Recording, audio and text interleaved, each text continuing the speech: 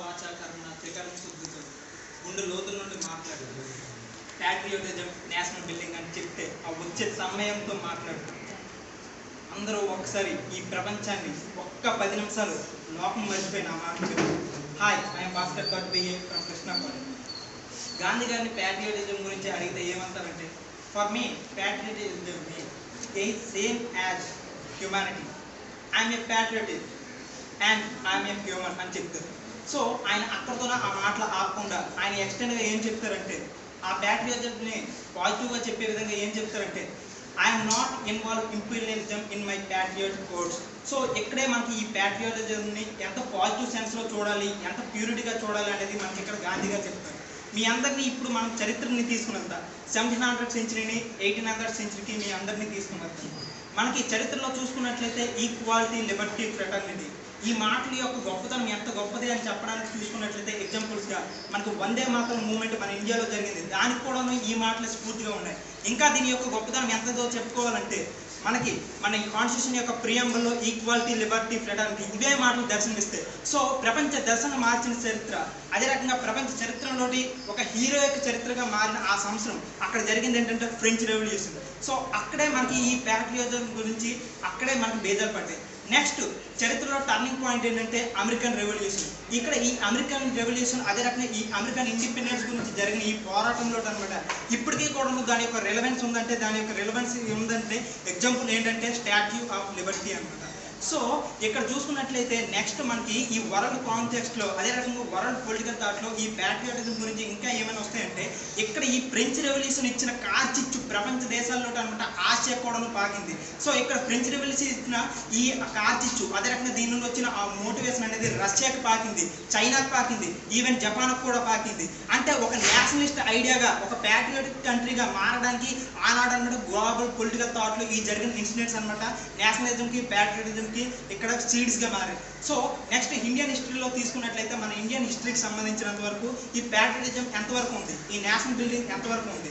So మన Indian political thought గురించి మాట్లాడుకున్నట్లయితే ఆది కావ్యం రామాయణం. ఇందులో రామాయణంలో మన అందరికీ తెలిసిన హీరో ఎవరు? రాముడు. ఈ రాముడు చెప్పిన మాటలు ఏంటి తెలుసా? జనని జన్మభూమిచ్చ స్వర్గాదపి గరియసి. ఈ మాటలకు అర్థం ఏంటంటే అమ్మ మాతృభూమి స్వర్గం కన్నా గొప్పది అనుకున్నాను అనమాట. ఆనాడే రామాయణంలో అనమాట మన మాతృభూమి గురించి అదే రకంగా నేషనలిజం గురించి ఆనాడే అక్కడ లిఖితమయ్యాయి. నెక్స్ట్ చూసుకున్నట్లయితే మనకి హిస్టరీలో ఇండియన్ పొలిటికల్ థాట్లో సెకండ్ కనిపించే గొప్ప పర్సన్ చాణక్యుడు. ఈ చాణక్యుడు తన యొక్క గొప్ప ఆర్టికల్ వర్క్ అదేంటంటే అర్థశాస్త్రం. ఈ అర్థశాస్త్రంలో కూడాను ధర్మరాజ్య స్థాపన గురించి ఆయన అనమాట 7 ప్రిన్సిపల్స్ని ఇస్తాడు. సో ఇది ఇండియన్ పొలిటికల్ థాట్లో అనమాట ఇప్పటికీ అరిస్టాటిల్కి సమానంగా అరిస్టాటిల్ ఇచ్చిన ది ప్రిన్స్ అనే బుక్ అదే రకంగా అరిస్టాటిల్ ఇచ్చిన ఈ బుక్స్కి సమకాలికంగా ఇవి ఉన్నాయి. ఇంకా చూసుకున్నట్లయితే మనకి శుక్రాచార్యుడు అనమాట. ఈ శుక్రాచార్యుడు కూడాను నీతి సారా అనే బుక్లో కూడాను ఈ ప్యాట్రియాటిజం గురించి, ఇండియన్ పొలిటికల్ థాట్ గురించి, ఇండియన్ నేషనలిజం ఎలా ఉండాలనేది మనకు కనిపిస్తుంది. సో మనం గ్లోబల్ సినారియోని చూసాం, అదే రకంగా ఇండియన్ పొలిటికల్ థాట్ని చూసాం. Next what about Indian time line. So మన ఇండియాకి నేషనలిజం అనే కాన్సెప్ట్ ముందు వరకు లేదు. మనందరం కూడా బెంగాలీలుగా, మద్రాసీలుగా, మహారాష్ట్రీయులుగా, కాశ్మీరీలుగా విడిపోయిన మనందరినీ కూడా ఏకం చేసిన ఏకైక మూమెంట్, స్టార్టింగ్ మూమెంట్ 1857 సిపాయి వార్. ఈ సిపాయి వార్లోనే అనమాట మంగల్ పాండేతో మొదలైన ఈ నేషనలిజం అనేది అలా ముందుకు వెళ్తూ వందే మాతరం మూమెంట్ని దాటుకుంటూ భగత్ సింగ్ ప్రాణాలు, అదే రకంగా సుభాష్ చంద్ర ప్రాణాలు, వీళ్ళందరి ప్రాణాలు పోతూ ఉండగా కూడాను అప్పటి వరకు కూడాను ప్రజల్లోకి ఆ మూమెంట్ అంతవరకు వెళ్ళలేదు. కేవలం చదువుకున్న వారికి, విద్యావంతుల వారికి నేషనలిజం అనే ఫీలింగ్ వెళ్ళింది. ఇది మన దేశంకి దేశభక్తి ఉండాలనే ఫీలింగ్ వెళ్ళింది. కానీ అది దాటాక ఇంకా ఎక్కడికి ముందుకెళ్ళిందంటే గాంధీ వచ్చాక. ఈ గాంధీ వచ్చాక విద్యావంతుల దగ్గర ఉన్న ఈ మూమెంట్ అనేది నెక్స్ట్ ప్రజలను కూడాను ఆ భాగంలో చేసుకోవడానికి, సహాయ నిరాకరణ ఉద్యమంలో భాగం చేసుకోవడానికి దేశం అంతా ఒక్క తాటిపైకి వచ్చి బ్రిటిష్ వాడిని తోలే విధంగా నేషనలిజం అనే కాన్సెప్ట్ అనమాట ఆ రోజు ముందుకు వచ్చింది అనమాట గాంధీ రాకతో.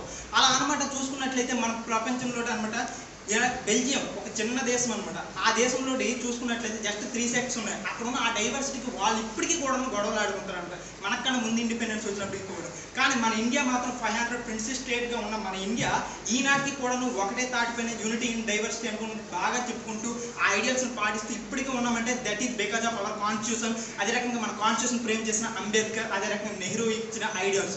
సో వాళ్ళ యొక్క ఫార్ములాస్, అదే రకంగా వాళ్ళు చేసిన ఫ్రేమ్ వర్క్స్ అనేవి మన ఇండియన్ అనమాట మన కాన్స్టిట్యూషన్ని నేషనలిస్ట్గా ఒక ఐడియల్గా అనే బుక్గా చూపించే విధంగా తయారు చేశారు. సో ఇది మనం ఇప్పటి వరకు ఉన్న ఫ్యాక్ట్స్, అదే రకంగా ప్యాట్రియాటిజం గురించి. నెక్స్ట్ చూసుకున్నట్లయితే మన ప్యాట్రియాటిజంకి ఉన్న మేజర్ ఛాలెంజెస్ ఏంటంటే ఫస్ట్ వన్ రీజనలిజం. సో ఈ ప్రాంతీయతత్వం అనేది మేజర్ ఈవిల్ ఫర్ ఈ ప్యాట్రియాటిజం అనమాట. సో ఇది నా దేశం, నా సౌత్ ఇండియా, నేను నార్త్ ఇండియా, నేను లేకపోతే నేను నార్త్ ఈస్ట్ స్టేట్స్ ఇలా ఉంటే మాత్రం ఏనాడు కూడా దేశం ఒక్కసారిగా అన్నట్టు ఒక్క తాటిపైకి ముందుకు వెళ్ళదు. సో ఈ రీజనల్ అనేది మేజర్ ఈవిల్ ఫర్ అనమాట ఈ ప్యాట్రియాటిజం. నెక్స్ట్ చూసుకున్నట్లయితే ఈ నేషన్ బిల్డింగ్ ఉన్న మెయిన్ ప్రాబ్లం ఎక్స్ట్రీమిజం. February 14 అనమాట 2019లో ఏమైందంటే 40 మెంబర్స్ జవాన్స్ అనమాట చనిపోయారు. సో ఆనాడు చూసుకున్నట్లయితే అంతకుముందు తీసుకుని వెళ్ళినట్లయితే మనకి మావోయిస్ట్స్, అదే రకంగా నక్సలైట్స్. సో వీళ్ళు మన దేశం వాళ్ళే మన పొలిటీషియన్స్కి వ్యతిరేకంగా, మనం చేసుకున్న కాన్స్టిట్యూషన్కి వ్యతిరేకంగా అనమాట తిరగబడుతూ అనమాట మన దేశం పైనే ఈ ఇంటర్నల్ వార్స్ అనేవి వస్తున్నాయి. అంటే వీళ్ళని మనం నేషన్లో మనం కలుపుకోలేకపోతున్నాం. సో ఇంకా చెప్పుకోవాలంటే వాళ్ళు కూడా బహిరంగంగా మనం ఈ నేషన్ మా కొద్ది వేరేలా మారాలి అనుకుని చెప్తున్నారు అనమాట. సో దీని యొక్క సివియర్నెస్ ఎంత దారుణంగా ఉందంటే ఇంకా చూసుకున్నట్లయితే 2009లో అనమాట మన స్టాటిస్టిక్స్ రిపోర్ట్స్ ఏం చెప్తున్నాయంటే ఆల్ టైమ్ హైగా ఈ Maoism, Naxalism attacks all time హైగా ఉన్నాయి. సో రీసెంట్గా 2019లో అనమాట union of ministry of home affairs చెప్పిన లిస్ట్ ప్రకారం వాళ్ళు అడిగిన క్వశ్చన్కి ఏం చెప్పారంటే 2009లో 2258 అటాక్లు ఉంటాయి సిపాయి పైన, సో ఫోర్స్ పైన. ఈనాడు అనమాట దాన్ని 655కి తగ్గించాం. ఇంకా చూసుకున్నట్లయితే ఆనాడు 2009లో 1005 మరణాలు ఉంటే ఇప్పుడు చూసుకున్నట్లయితే అది జస్ట్ 200కి దిగింది. అంటే ఇది 70% అనమాట డౌన్ ఫాల్ అనేది నక్సలిజం, మావోయిజం నుండి తగ్గింది అనమాట. సో ఇది మన దేశంలో అనమాట ఈ నక్సలిజం, మావోయిజంని మన వైపు ఎంతవరకు అట్రాక్ట్ చేసాం అనేది మన ఇండియన్ యొక్క గొప్పతనం. అదే రకంగా ఈ 70 yearsలో మనం చేసిన కాంట్రిబ్యూషన్ గొప్పతనం అనేది తెలుస్తుంది అనమాట. సో నేను చెప్పేది ఏంటంటే ఈ మావోయిజంని, అదే రకంగా నక్సలైట్ని ఎలా తగ్గించుకొని రావాలంటే వాళ్ళు పూర్ పీపుల్ యొక్క రైట్స్ కోసం పోరాడతారు. సో మనం కానీ వాళ్ళ ప్లేస్లో వాళ్ళు ఏ ప్రాంతంలో అయితే ఉన్నారో, ఏ ప్రాంతాన్ని అయితే నిఘాగా చేసుకుని ఉన్నారో ఆ ప్రాంతంకి మన యొక్క సర్వీసెస్ని వెళ్తే అక్కడ బేసిక్ ఫెసిలిటీస్ని పెంచితే డెఫినెట్లీ మావోయిజము, నక్సలిజం అనేది తగ్గుబాటు పడుతుంది. నెక్స్ట్ చూసుకున్నట్లయితే మనకి మేజర్ ప్రాబ్లం మన యూత్ మైండ్ సెట్ ఎలా ఉంది. ప్రపంచ దేశాల్లో హైయెస్ట్ యూత్గా ఉంది అనుకుని మన ఇండియా చాలా గొప్పగా చెప్పుకుంటాం. కానీ మన యొక్క ఎంప్లాయ్మెంట్ రేట్ ఎంతవరకు ఉంది? సో 9.3% అనమాట. ఎప్పుడు లేనంతగా అంత దారుణంగా పడిపోయింది ఈ ఎంప్లాయ్మెంట్ అనేది. ఇంకా చూసుకున్నట్లయితే మన లోటు ఉన్న మన యూత్ మైండ్ సెట్లో చూసుకున్నట్లయితే మోడర్నిటీ వైపుగా వెళ్తూ మోడర్న్ ఐడియాలజీని పెంచుకుంటూ ఫ్యాషన్, అదే రకంగా వెస్టర్న్ థాట్స్ని పెంచుకుంటూ మన ఇండియాలో ఉన్న మన ఇండియన్ ఐడియాలిజమ్స్ని, ఇండియన్ నేషనలిజం కాన్సెప్ట్ని ఎంతవరకు మనం తీసుకుని వెళ్తున్నాం. అదే రకంగా మన దేశ నాయకులు, అదే రకంగా మన దేశం కోసం పోరాడిన ఆ నాయకుల యొక్క ఉద్దేశాన్ని ఎంతవరకు తీసుకుని వెళ్తాం అంటే మన యూత్లో అనమాట పెద్ద క్వశ్చన్ మార్క్. ఇంకా చూసుకున్నట్లయితే మన యూత్ అనమాట దారిని పడే ఆకును తీయరు, దారిని పడిన ఈ న్యూస్ పేపర్ని, అదే రకంగా చెత్త పేపర్ని కూడా పట్టించుకోరు. ఇంకా చెప్పాలంటే వాళ్ళు తిన్న ఫుడ్ ఐటమ్స్ని బయట పారేస్తారు. అంటే మనది కాదు అనే బిలీఫ్లో ఉన్నారు. సో మన యూత్ యొక్క మైండ్ సెట్ మారాలి, వాళ్ళ యొక్క కాంట్రిబ్యూషన్ అనేది నేషనలిజంలో అనమాట ఇంకా రావాలి. సో లాస్ట్ ఇంకొక మెయిన్ ప్రాబ్లం మన ప్యాట్రియాటిజంకి, నేషనలిజంకి ఉన్న ప్రాబ్లం ఏంటంటే సోషల్ ఇంజస్టిస్. ఈ సోషల్ ఇంజస్టిస్లో ఎవరు వస్తారంటే మెయిన్గా ఫస్ట్ నేను తీసుకోవాలనుకుంటుంది ఉమెన్ అనమాట.